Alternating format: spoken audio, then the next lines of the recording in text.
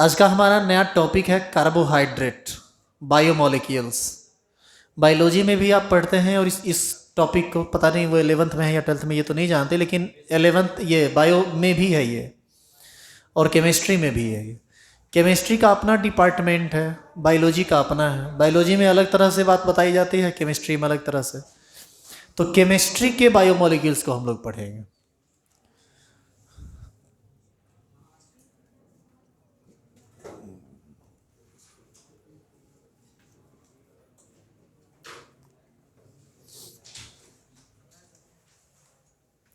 Second part में देख लीजिएगा, ये 14वां या 15वां चैप्टर है, शायद 15th चैप्टर है ये, सेकेंड लास्ट है केमिस्ट्री एंड एवरीडे लाइफ। 14 में, इसके बाद पॉलीमर है, जो भी है पॉलीमर, और ये अगल बगल का चैप्टर है। बायोमोलिक्यूल्स, सबसे पहले आप ये समझिए कि इस चैप्टर में हम लोग पढ़ेंगे किसके बारे में। इस चैप्टर में हम लोग पढ़ेंगे मानव शरीर में और जो प्लांट्स वगैरह है वनस्पति में, इन सभी चीज़ों में जो यौगिक, जो कंपाउंड या जो मॉलिक्यूल पाया जाता है, मुख्य रूप से उसके बारे में। इसीलिए चैप्टर का नाम भी है बायो मॉलिक्यूल्स। इसका जो सबसे पहला टॉपिक है हम लोगों का, वह है कार्बोहाइड्रेट। नाम तो पहले से सुने होंगे आप, कार्बोहाइड्रेट सुने जरूर हैं, लेकिन आप इसके बारे में ज़्यादा जानते नहीं हैं। अब इसी सब चीज़ के बारे में, जैसे प्रोटीन का नाम सुने होंगे, कार्बोहाइड्रेट का नाम सुने होंगे, विटामिन का नाम सुने होंगे, ये सब आप सुने होंगे। लेकिन ये सब सुनते हैं, यह सब एसेंशियल चीज़ होता है बॉडी के लिए, बॉडी के ग्रोथ के लिए, बॉडी के मेंटेनेंस के लिए। लेकिन इन सभी चीज़ों के बारे में, इसका फंक्शन क्या है, इसका मॉलिक्यूलर स्ट्रक्चर क्या है, फॉर्मूला क्या है, ये सब बात आप कुछ नहीं जानते। प्रॉपर्टी क्या है, कैसे ये वर्क करता है, इन्हीं सभी चीज़ों के बारे में बायोमोलिक्यूल्स, केमिस्ट्री और बायोलॉजी दोनों मिलाकर जब आप पढ़ेंगे तो इन सभी चीज़ों के बारे में आपको जानकारी मिल जाएगी। बायोमोलिक्यूल्स में हम यहाँ पर सिर्फ केमिकल स्ट्रक्चर तक बात करेंगे। यही चीज़ जब आप बायो में पढ़िएगा तो वहाँ पर इसका क्या यूज है, कैसे ये वर्क करता है, कब वर्क करता है, इन सभी चीज़ों के बारे में और डिटेल में आपको पढ़ने के लिए मिलेगा। तो सबसे पहले हमारा जो टॉपिक है वह क्या है, कार्बोहाइड्रेट। इसका हम आपको पहले बताते हैं ओल्ड डेफिनेशन, जो कि गलत है। नीचे एरो देंगे और लिखेंगे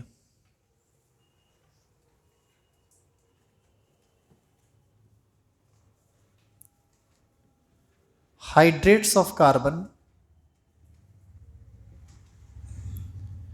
is called carbohydrate, but all hydrates of carbon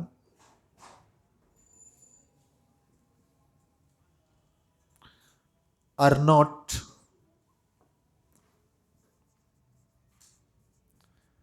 carbohydrate।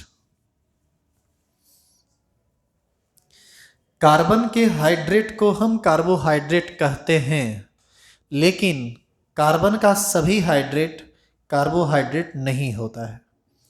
तो यहाँ पर आपको दो बात समझना पड़ेगा।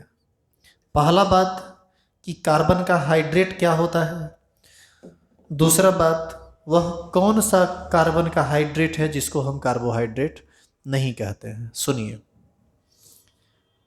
जिस कंपाउंड को तुम CxH2O का Y इस फॉर्म में लिख सकते हो, यही तुमको कहलाएगा हाइड्रेट्स ऑफ कार्बन।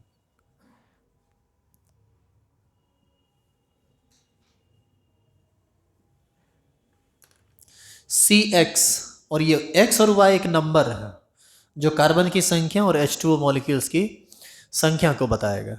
इसी को हम लोग क्या बोलते हैं, hydrates of carbon.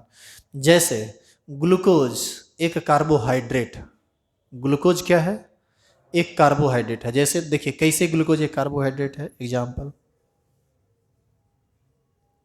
Glucose, fructose, ये सब कार्बोहाइड्रेट है। इसका फॉर्मूला क्या होता है, C6H12O6। जरा बताइए तो, इसको यदि हम तोड़ कर लिखें तो C6 लिखा जा सकता है X के जगह पर 6, और इसको यदि हम H2O के रूप में लिखें तो H2O का थोड़ा होल 6 करके देखिए तो C6 6 दूना 12 H12O6। देख रहे हैं इस मॉलिक्यूल को क्या इस रूप में लिखा जा सकता है कि नहीं? तो ये कहलाएगा कार्बोहाइड्रेट।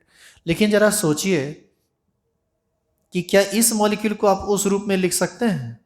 C1, अरे इस मॉलिक्यूल में C1 है और H2O का 1 2 3 समथिंग कुछ भी करके देखिए मैच करता है क्या? C1 ठीक है, H2O में H2O आपको नहीं लगता है कि एक ऑक्सीजन ज़्यादा हो जा रहा है? इसका मतलब यह कार्बोहाइड्रेट नहीं है, क्योंकि यह कार्बन के हाइड्रेट के रूप में लिखा नहीं जा सकता है। लेकिन यह बात हर यौगिक पर अप्लीकेबल नहीं है। कुछ ऐसे भी कंपाउंड हैं जिसको कार्बन के हाइड्रेट के रूप में लिखा जा सकता है, फिर भी वह कार्बोहाइड्रेट नहीं है। जैसे पहले इसको उतारिए।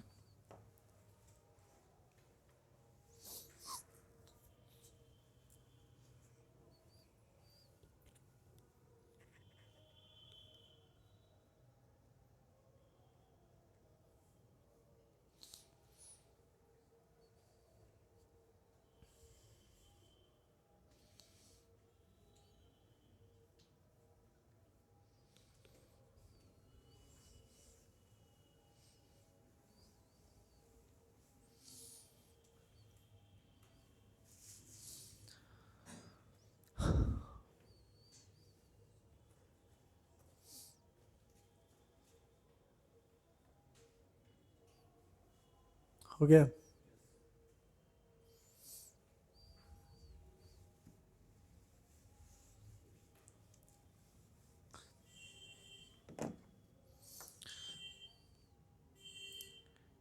H C double bond OH aldehyde का ये पहला मेंबर है। आप इसको चाहें तो लिख सकते हैं C1H2O का होल 1। क्या ये कार्बन के हाइड्रेट के रूप में लिखा गया कि नहीं? फिर भी यह कार्बोहाइड्रेट नहीं है। एक और compound CH3C double bond OOH, यह देखिए यह एसीटिक एसिड है, कार्बोक्सिलिक एसिड का सेकेंड मेंबर। इसको भी आप चाहें तो लिख सकते हैं C2H2O का होल 2। इसको भी कार्बन के हाइड्रेट के रूप में लिखा जा सकता है। मतलब यह कार्बन का हाइड्रेट है, फिर भी यह कार्बोहाइड्रेट नहीं है, क्योंकि यह मानव शरीर में या प्लांट में डायरेक्टली यह पाया नहीं जाता है। तो आप लिख लेंगे these are hydrates of carbon but not carbohydrate. और इसीलिए यह डेफिनेशन गलत हो जाता है, क्योंकि यह डेफिनेशन हर जगह अप्लीकेबल नहीं हो पाता है। कुछ कंपाउंड ऐसे हैं जिस पर कार्बन का हाइड्रेट बायोमोलिक्यूल कहला जाता है, लेकिन कुछ ऐसा भी है जो कार्बन का हाइड्रेट होने के बावजूद भी कार्बोहाइड्रेट नहीं है।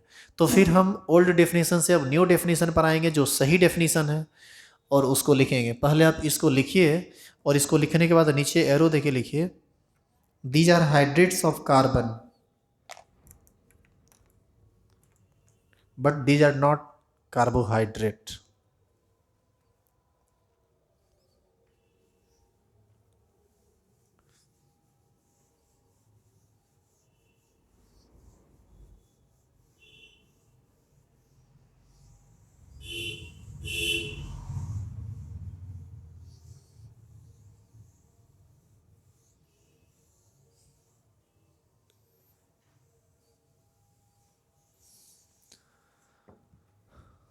टेस्ट सीरीज वाला बैच अभी आपका बंद रहेगा। हो सकता है अगला संडे 2 घंटा का क्लास हम आप कर लें, और उसमें ये आइसोलेशन ऑफ एलिमेंट्स ख़त्म कर देंगे। जो असाइनमेंट आज मिला है ना, उसको उसमें ख़त्म कर देंगे पढ़ा के। तो उसको रख दीजिएगा, अगले संडे उस पर काम होगा। लिखें क्या आगे? नीचे एरो देके लिखिए। लिखेंगे these are hydrates of carbon, these are hydrates of carbon but not carbohydrate.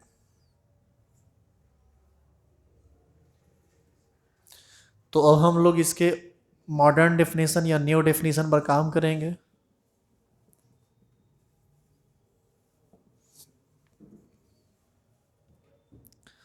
नीचे एरो दीजिए और लिखिए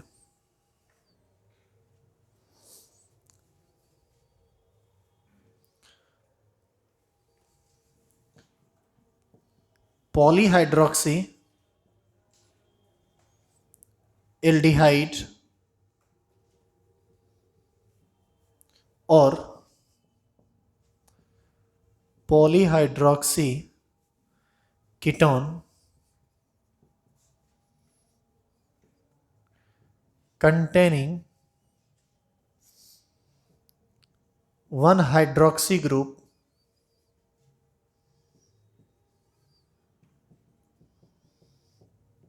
at each carbon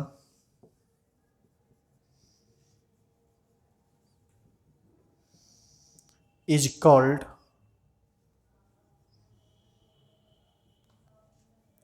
carbohydrate.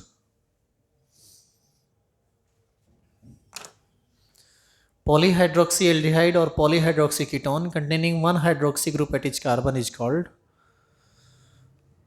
carbohydrate.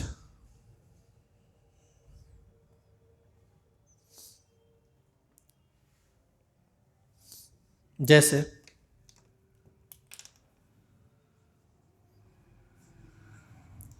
Glucose,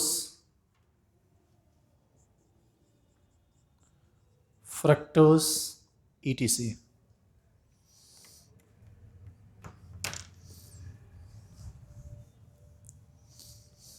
अब देखिए, यहां दो नया टर्म आपको आया है पढ़ने के लिए। पहला है पॉलीहाइड्रोक्सी एल्डिहाइड और दूसरा है पॉलीहाइड्रोक्सी कीटोन। पहले आप इस दो वर्ड का मतलब समझिए, क्या मतलब होता है पॉलीहाइड्रोक्सी एल्डिहाइड का और क्या मतलब होता है पॉलीहाइड्रोक्सी कीटोन का। एल्डिहाइड फंक्शनल ग्रुप आपको पता है, इसी को ना बोलते हैं एल्डिहाइड, और C double bond O R R, इसी को ना बोलते हैं कीटोन। ये कीटोन फंक्शनल ग्रुप है और ये एल्डिहाइड फंक्शनल ग्रुप। तो ये एल्डिहाइड वाला कंपाउंड हुआ, ये कीटोन वाला कंपाउंड हुआ। अब इसमें तुम जब कंपाउंड बनाओगे तो कार्बन तो जोड़ोगे ना, तो कार्बन जोड़ने के बाद ढेर सारा OH यदि यहां पर हो तो OH फंक्शनल ग्रुप को इसकी तुलना में इसका प्रायोरिटी ज़्यादा होता है, एल्डिहाइड का OH का प्रायोरिटी कम होता है, तो यह एक सब्स्टिट्यूएंट की तरफ बिहेव में आएगा नोमेनक्लेचर में भी। OH को हम लोग हाइड्रोक्सी कहेंगे। यदि हम इसका नाम लिखें तो 1 2 3 4 5, दूसरा पर, तीसरा पर, चौथा पर, पांचवा पर 4 बार हाइड्रोक्सी आया है, तो हाइड्रोक्सी करके इसका नाम लिखाएगा। तो आपको ऐसा नहीं लगता है कि यह एक ऐसा एल्डिहाइड कंपाउंड है जिसमें बहुत सारा हाइड्रोक्सी ग्रुप है, इसीलिए इस कंपाउंड को कहा जाएगा पॉलीहाइड्रोक्सी एल्डिहाइड, समझे। और ये कीटोन है, इसमें कार्बन इधर भी जुड़ेगा, कार्बन इधर भी जुड़ेगा, वहाँ भी कार्बन पर यदि ढेर सारा OH लगा हुआ हो तो वो क्या कहलाएगा, पॉलीहाइड्रोक्सी कीटोन। तो कार्बोहाइड्रेट किसको कहते हैं, यह कार्बोहाइड्रेट पॉलीहाइड्रोक्सी एल्डिहाइड होता है या यह होता है पॉलीहाइड्रोक्सी कीटोन। लेकिन एक शर्त है, पॉलीहाइड्रोक्सी एल्डिहाइड और पॉलीहाइड्रोक्सी कीटोन के साथ एक शर्त है, तभी वह कार्बोहाइड्रेट कहलाएगा, और वह शर्त डेफिनेशन में लिखा हुआ है पॉलीहाइड्रोक्सी। अब आप ये समझे कि पॉलीहाइड्रोक्सी एल्डिहाइड किसको कहते हैं, पॉलीहाइड्रोक्सी कीटोन क्या होता है ये भी समझ में आ गया। अब समझिए, पॉलीहाइड्रोक्सी एल्डिहाइड या polyhydroxy ketone containing one hydroxy group at each carbon, सिर्फ उसी पॉलीहाइड्रोक्सी एल्डिहाइड या सिर्फ उसी पॉलीहाइड्रोक्सी कीटोन को हम कार्बोहाइड्रेट कहेंगे जिसमें सभी कार्बन एटम के पास एक OH ग्रुप हो, हाइड्रोक्सी ग्रुप हो, सिर्फ वही कहलाता है कार्बोहाइड्रेट। समझ में आई बात। जैसे एग्जाम्पल में क्या लिखा हुआ है, ग्लूकोज और फ्रक्टोज। अब आप देखिए कि कैसे ये पॉलीहाइड्रोक्सी एल्डिहाइड है और कैसे ये पॉलीहाइड्रोक्सी कीटोन है।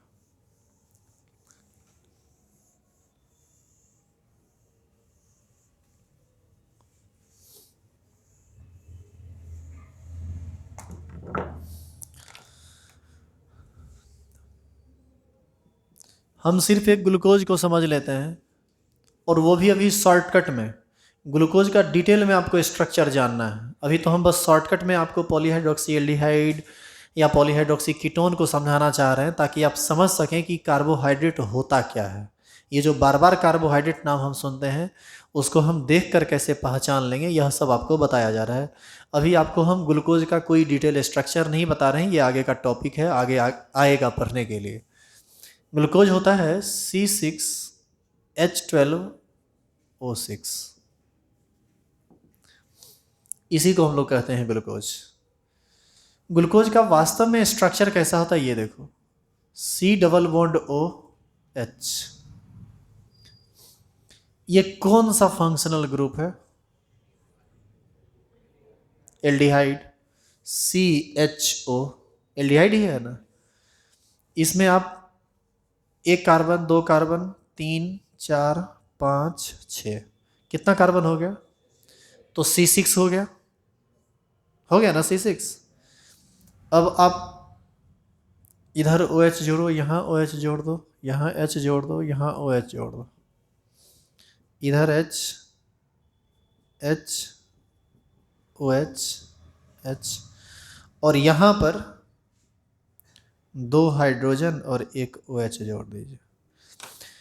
पहले आप गौर कीजिए कि ये जो फंक्शनल ग्रुप है, यह फंक्शनल ग्रुप है आपका कौन चीज? एल्डिहाइड।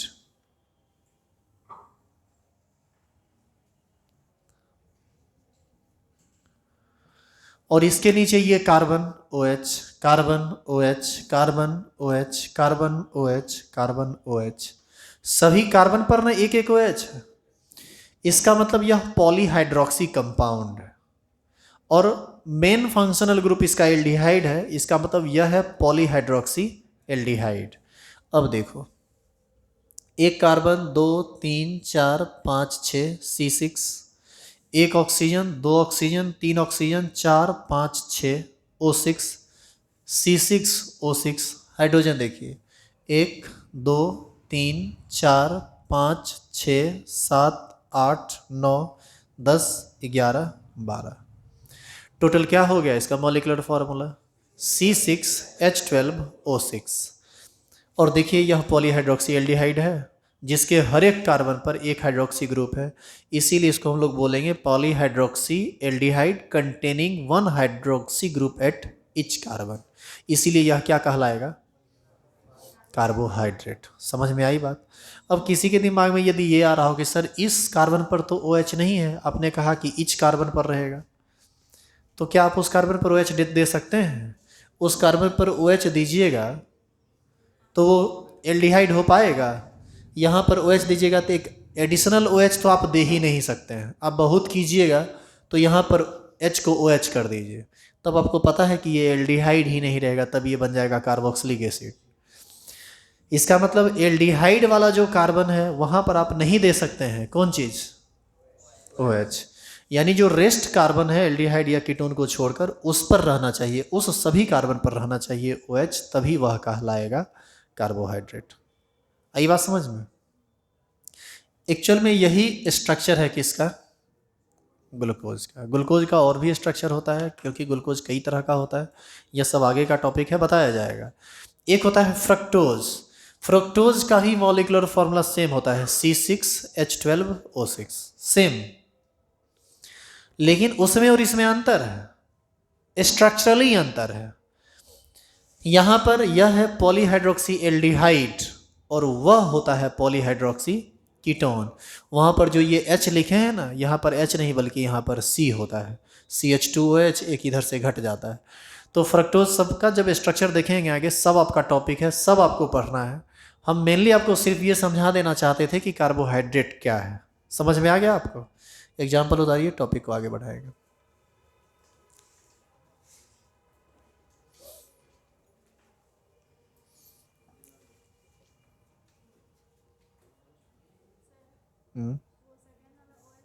नहीं नहीं रख सकते हैं, मेरा मन आगे सब आएगा। देखिए इनका क्वेश्चन है कि वो जो OH को राइट साइड लिखे हैं उसको इधर लिख देंगे तो क्या होगा। मैं आपकी जानकारी के लिए बता दूं कि जितना कार्बन पर OH लगा हुआ है, नीचे वाले कार्बन को छोड़कर बाकी बीच का चारों कार्बन एसाइमेट्रिक सेंटर है। एसाइमेट्रिक सेंटर का मतलब C स्टार, जिसको कायरल कार्बन कहते हैं। और यह सब chiral carbon optical isomerism show करता है। याद है या भूले आप? याद है? तो यदि किसी भी ग्रुप को आप राइट से लेफ्ट करेंगे तो उसका प्रॉपर्टी बदल जाएगा। इसी वजह से आप ऐसा नहीं कर सकते हैं। जो जहाँ लिखा हुआ है आपको एग्जैक्ट वैसे ही लिखना पड़ेगा जैसा दिख रहा है। बात बदलेंगे तो बातें बदल जाएगी, क्या बदलेगी वह सब आगे देखिएगा।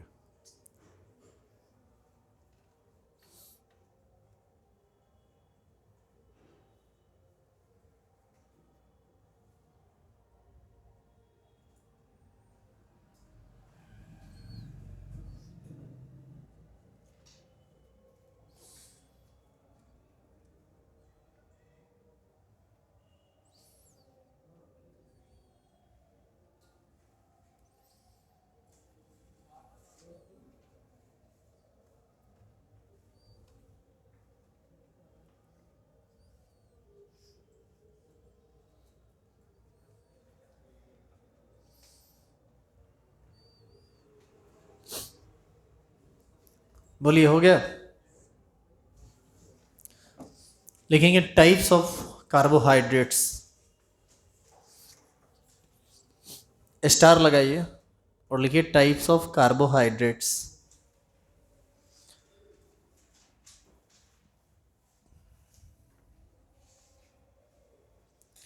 Types of carbohydrates. सुनिए, ये कार्बोहाइड्रेट 3 तरह का होता है। लिखेंगे there are 3 types of carbohydrates.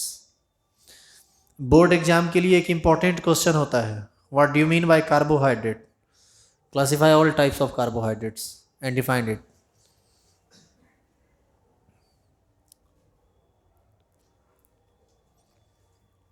क्या लिखें?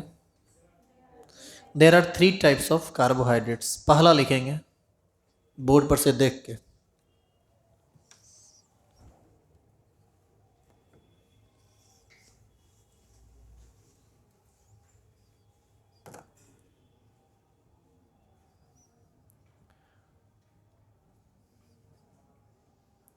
मोनोसेकेराइड। दूसरा ओलिगोसेकेराइड। और तीसरा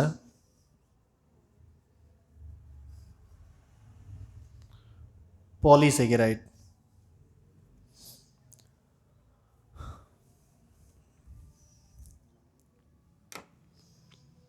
मोनोसेकेराइड, ओलिसेकेराइड और पॉलीसेकेराइड। ये सब नाम हो सकता है आप इससे पहले भी सुने हो।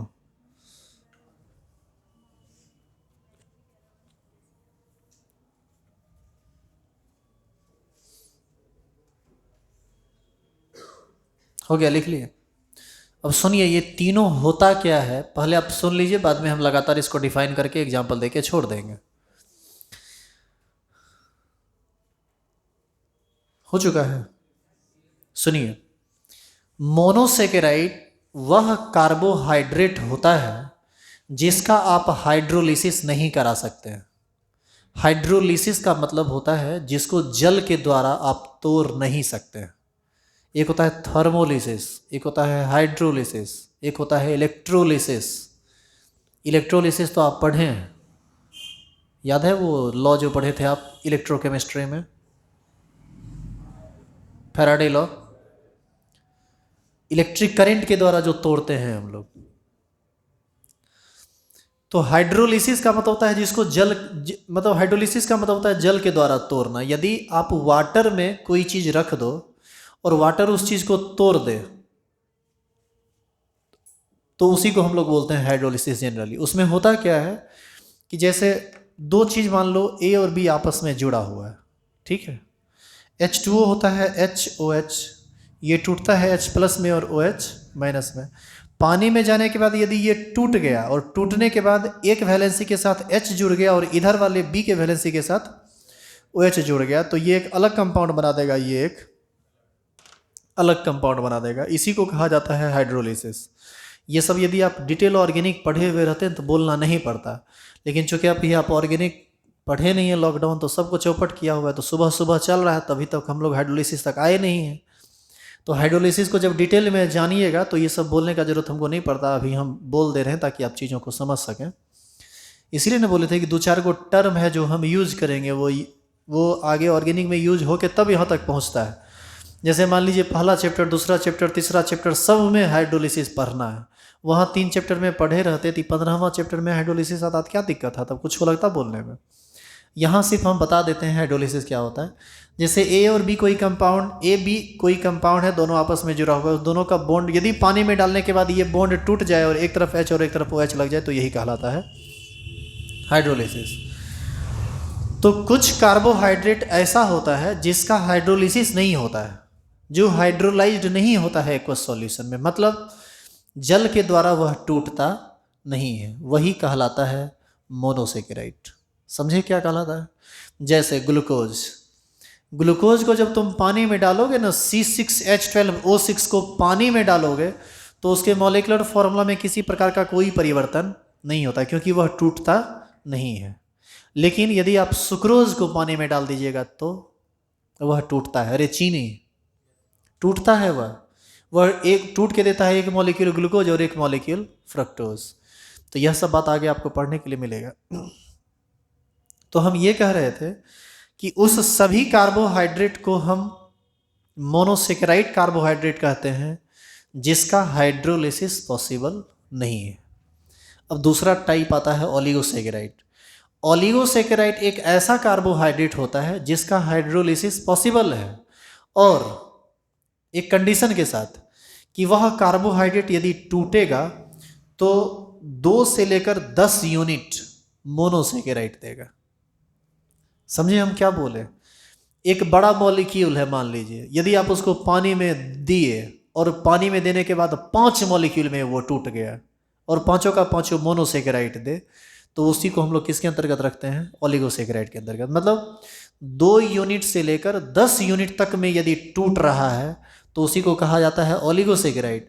और यदि हाइड्रोलिसिस हो और 10स यूनिट से ज़्यादा यूनिट देने लगे मोनोसेकेराइड, तो उसी को हम लोग किसके अंतर्गत रखते हैं? पॉलीसेकेराइड के अंतर्गत। मतलब मोनोसेकेराइड का हाइड्रोलिसिस नहीं होता है, ओलिगोसेकेराइड और पॉलीसेकेराइड का हाइड्रोलिसिस होता है। और हाइड्रोलिसिस होने पर ये इस आधार पर 2 टाइप का होगा कि एक 10 से कम या 10 तक मोनोसेकेराइड यूनिट दे रहा है या 10 से ज़्यादा दे रहा है। 2 से लेकर 10 तक दिया तो ओलिगोसेकेराइड कहेंगे उस कार्बोहाइड्रेट को, और 10 से यदि अधिक दे दिया तो उसी को हम लोग किसके अंतर्गत रखते हैं? पॉलीसेकेराइड के अंतर्गत। तो ये सब आप एग्जाम्पल पर देखिएगा तो और बेहतर समझ में आएगा। फिलहाल आप 1 नंबर हेडिंग डालिए मोनोसेकेराइड कार्बोहाइड्रेट।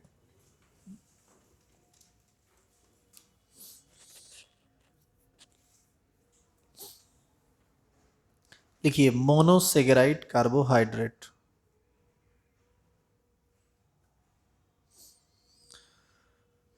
लिखेंगे carbohydrates which are not hydrolysed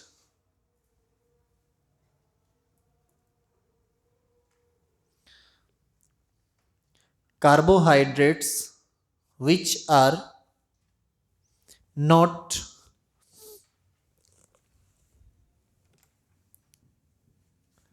hydrolyzed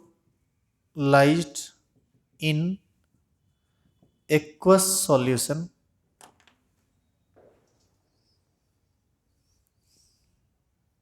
is called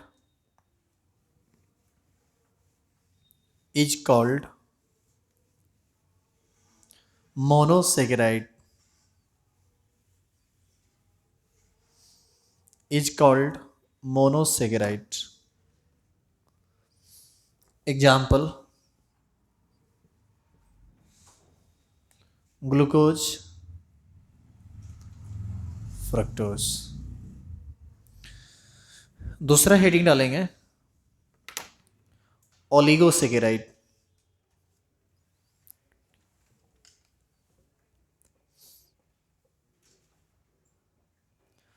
oligosaccharide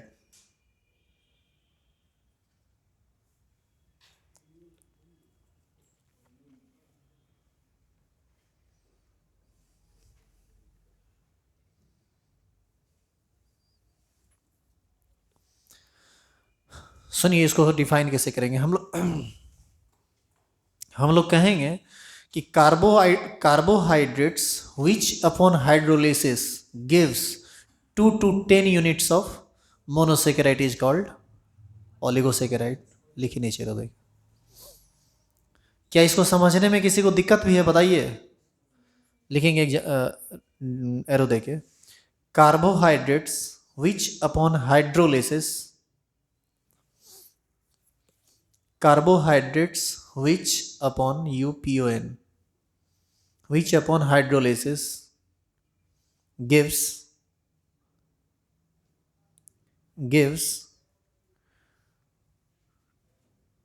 two दो 2 to 10 units of, हाँ जी ऐसे 2 to 10 units of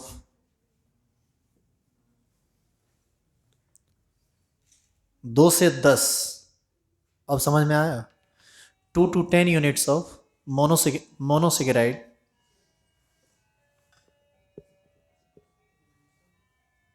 are called oligosaccharide।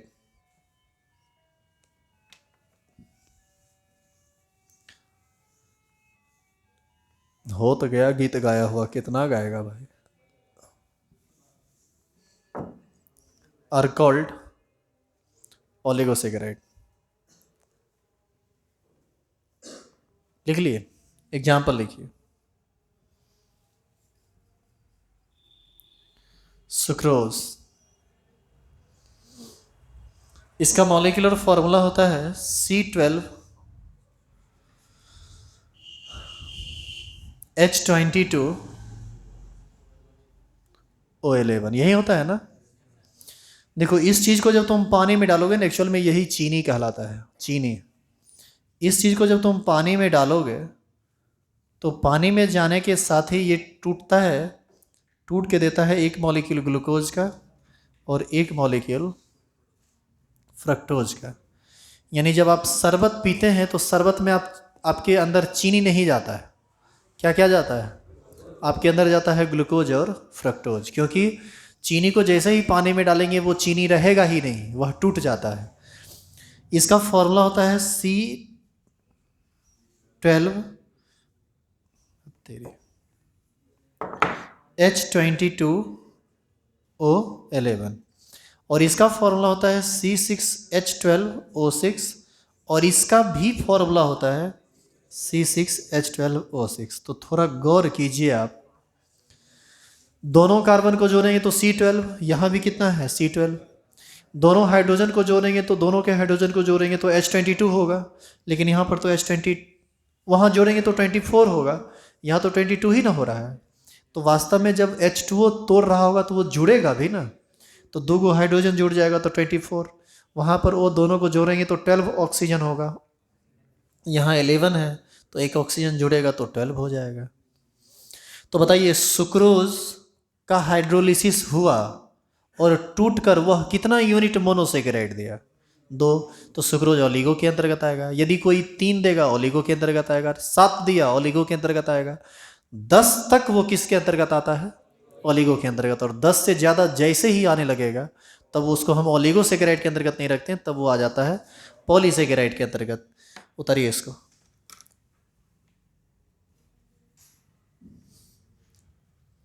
उतारिए और अगला हेडिंग डालिए,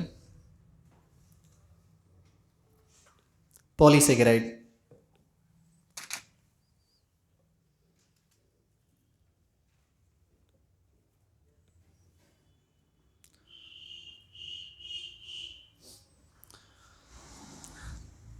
लिखिए, carbohydrates switch upon hydrolysis, carbohydrates which upon hydrolysis, carbohydrates which upon hydrolysis gives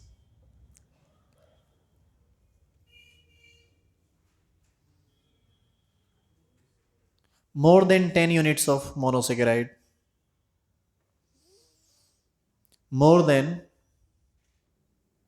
10 units of monosaccharide, more than 10 units of monosaccharide is called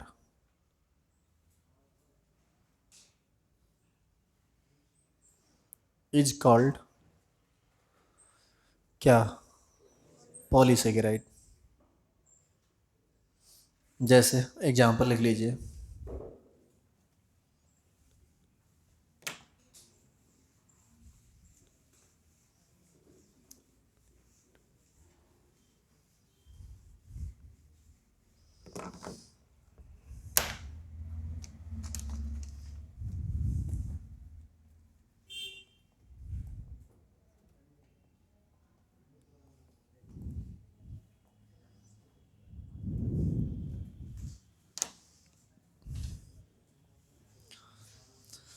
जैसे cellulose,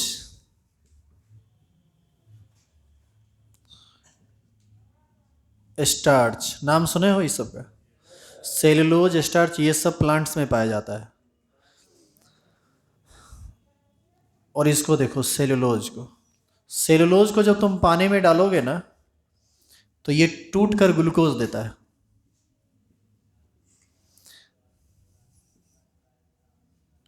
ये जो starch है, इसको भी आप पानी में डालिएगा तो यह भी टूटकर आपको ग्लूकोज ही देगा, क्योंकि सेलुलोज भी और स्टार्च भी दोनों ग्लूकोज का पॉलीमर होता है। मतलब बहुत सारा ग्लूकोज का मॉलिक्यूल आपस में एसोसिएट होता है, आपस में जुड़ता है, तभी वह सेलुलोज का भी निर्माण करता है और तभी वह स्टार्च का भी निर्माण करता है। अब एक कन्फ्यूजन बहुत बड़ा आपके दिमाग में आ गया होगा, आया कि नहीं? क्या कन्फ्यूजन आया? जब ग्लूकोजे का पॉलीमर सेलुलोज है और जब ग्लूकोज का ही पॉलीमर स्टार्च है, तो दोनों में अंतर क्या है? तब तो फिर सेलुलोज और स्टार्च एक ही चीज़ हुआ ना? नहीं, ये एक चीज़ नहीं होता है, दोनों अलग अलग चीज़ होता है, क्योंकि यह ग्लूकोज अलग टाइप का ग्लूकोज होता है और यह अलग टाइप का ग्लूकोज होता है। यह तब आप समझेंगे जब आप ग्लूकोज के डिटेल स्ट्रक्चर को जानेंगे और ग्लूकोज के सारे टाइप को जानेंगे। तो अब आपको इसके लिए पढ़ना पड़ेगा structure of glucose. Structure 3 different form में एग्जिस्ट करता है, यह सब बात नेक्स्ट क्लास में चलेगा। लेकिन फिलहाल एक बात, इस n का वैल्यू निश्चित रूप से 10 से ज़्यादा होना चाहिए। क्या है? क्यों? तभी तो वह 10 से ज़्यादा यूनिट देगा ना, क्योंकि 10 से कम देने लगा था तो वो फिर किसके अंतर्गत आ जाएगा? ओलिगो के अंतर्गत आ जाएगा। नीचे एरो देखिए, लिख लेंगे। एरो देखिए क्या लिखना है हमको। अच्छा, ये पॉलीमर समझते हैं आप? पॉलीमर क्या होता है समझ लीजिए, यदि नहीं जानते हैं तो। मान लीजिए यह एक पार्टिकल है, यह एक दूसरा पार्टिकल है, तीसरा पार्टिकल, चौथा पार्टिकल, पांचवा, छठा, सातवां, करोड़, 2 करोड़, 100 करोड़, और सब सेम टाइप का है। सब अलग अलग यदि है तो यह कहलाएगा मोनोमर। मोनो का मतलब होता है एक और मर का मतलब होता है मॉलिक्यूल। अकेला है तो अकेला मॉलिक्यूल यानी मोनोमर, मोनोमर, मोनोमर, मोनोमर। लेकिन यदि इसमें दो आपस में जुड़ जाए, सेम टाइप का दो मॉलिक्यूल आपस में जुड़ जाए, तो मोनोमर के बदले वो हो जाता है डाइमर। डाई का मतलब दो, मर का मतलब मॉलिक्यूल, दो मॉलिक्यूल आपस में एसोसिएट हुआ। इसी प्रकार 3 मॉलिक्यूल जुड़ने लगे तो ट्राइमर, 4 जुड़ने लगे टेट्रामर, और बहुत सारा जुड़ जाए तो इसी को कहा जाता है पॉलीमर। एक ग्लूकोज, दूसरा ग्लूकोज, तीसरा ग्लूकोज, चौथा, पांचवा, छठा, 10, 20 गो ग्लूकोज आपस में एसोसिएट हो गया तो वही बना देगा सेलुलोज या स्टार्च। और उसी को जैसे ही हम पानी में डालेंगे तो जितना ग्लूकोज आपस में सटा हुआ है वो सब अलग हो जाएगा, और ऐसी स्थिति में हमको सिर्फ मोनोमर यूनिट मिलेगा जिसको हम ग्लूकोज कहेंगे। समझे? It means we can say that glucose and starch is polymer of cellulose and starch is polymer of glucose. अब इसके बारे में डिटेल में आगे तब बताएंगे जब ग्लूकोज का स्ट्रक्चर जान लोगे, टाइप्स ऑफ ग्लूकोज जान लोगे, फ्रक्टोज जान लोगे, सेलुलोज जान लोगे, स्टार्च जान लोगे, तब और डिटेल में तुमको समझ में ये सब बात आएगा। तो नीचे एरो दीजिए और लिखिए, लिखेंगे नीचे में, that is cellulose and starch are cellulose and starch are polymer of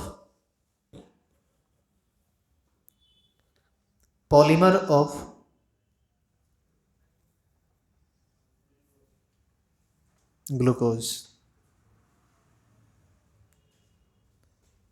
polymer of glucose. Star लगाइए, हेडिंग डालिए। स्ट्रक्चर ऑफ ग्लूकोज,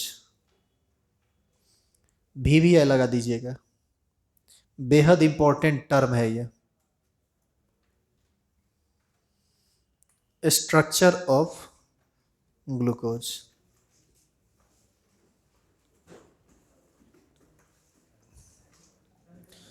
ये नेक्स्ट क्लास में होगा और ये नेक्स्ट